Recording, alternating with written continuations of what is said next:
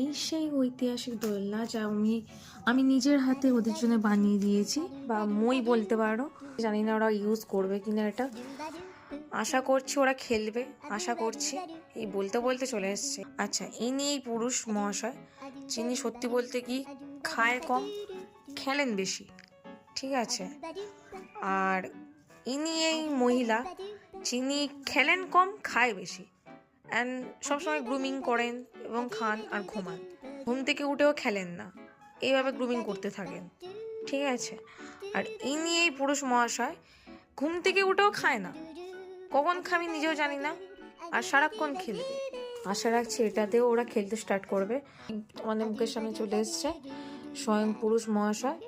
হ্যাঁ, তো দোলনাতে মাঝে মধ্যে নাড়া দিয়ে নিজেই খেলছে, যেটা দেখে সত্যি আমার ভালো লাগছে, কারণ নিজের হাতে কিছু তৈরি করেছি আমার পোষ্যদের জন্য, এবং সেটা দিয়ে ওরা খেলছে, এটা দেখেও তো শান্তি।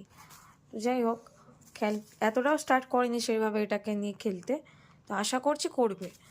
আর ইনি এখানে বসে নিজেকে গ্রুমিং করেন, আর ইনি কনস্ট্যান্ট যতক্ষণ ওয়েকিং আওয়ার্সে উনি সারাক্ষণ, মানে যে একটু দাঁড়াতে হয় আর বসতে হয় উনি জানেন না, ওনার ডিকশনারিতে নেই, উনি সারাক্ষণ লাফালাফি, হ্যাঁ, মানে আনস্টপেবল এক কথায়। আর এই মহিলা, ইনি তো একদম শরীর খাটাতে পছন্দ করেন না।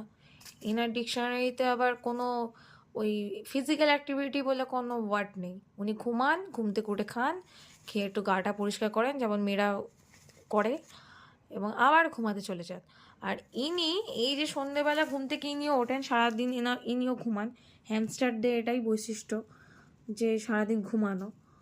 আর ইনি যখন সন্ধে বা রাতের দিকে ওঠেন তখন উনি আর ঘুমান না, উনি কিন্তু আর ঘুমান না এই পুরুষটি, তখন সারাক্ষণ খেলেন, সারা রাত ধরে আওয়াজ হয়।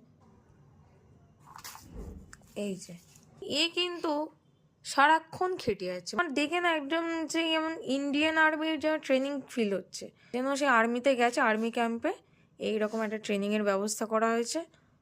হ্যাঁ হ্যাঁ, এই তো একটু একটু গাটা তোলা, এই তো একটু এইরকম করলেই হবে আপাতত।